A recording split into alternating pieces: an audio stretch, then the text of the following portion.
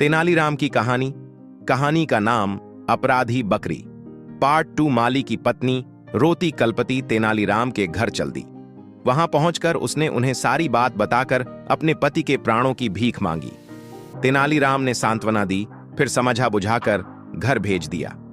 अगले दिन सुबह सुबह हम्पी में एक और हंगामा हुआ।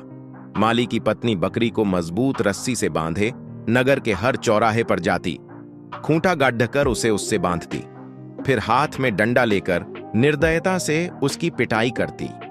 बकरी अंतर्नाद करती, इधर उधर कूदती फांदती, मगर मालिन का डंडा न रुकता।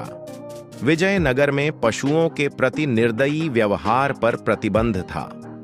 लोग मालिन को रोकते कि वे ऐसा न करे, मगर वह किसी की न सुनती। वह तो जैसे पागल हो गई थी। उधर पिट पिट कर बकरी भी अधमरी हो गई थी। उसके पांवों में खड्डीहे रहने की भी शक्ति शेष न बची थी। कुछ लोगों ने बकरी की हालत से द्रवित होकर इसकी सूचना नगर कोतवाल को दे दी। कोतवाल सिपाहियों के साथ आया और बकरी सहित मालिन को पकड़ डांटकर ले गया। कोतवाल जानता था कि यह मसला माली के मृत्युदंड से जुद्धा है, अतः उसने मामले को राज दरबार में पेश करना ही उचित समझा। महाराज ने मालिन से पूछा, क्यों तुमने इस बेजुबान को इतनी बेरहमी से पीटा? अन्नदाता, जिस बकरी के कारण मैं विधवा होने वाली हूं, जिसके कारण मेरे बच्चे अनाथ होने वाले हैं, जिसने मेरे भरे पूरे घर को उजाड़ कर रख दिया हो, आप ही बताएं कि उस जीव के साथ मैं कैसा व्यवहार करूं? क्या मतलब? उलझनपूर्ण लहजे में महाराज ने पूछा। इस निरीह पशु के कारण तुम विधवा हो रही हो, तुम्हारे बच्चे अनाथ हो रहे हैं, यह बात कुछ समझ में नहीं आई, विस्तार से बताओ।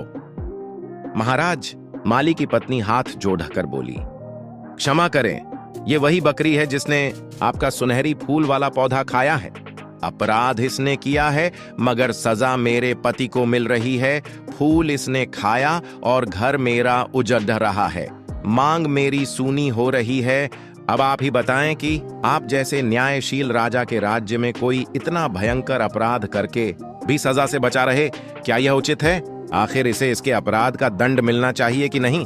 ओ महाराज उसकी बात सुनकर सब कुछ समझ गए, मगर उनके चेहरे पर यह सोचकर आश्चर्य के चिन्ह उभर आए कि एक मामूली औरत इतनी बड्ढी और सूझबूझ वाली बात कर रही है। नहीं, इसके पीछे अवश्य ही किसी और का दिमाग है।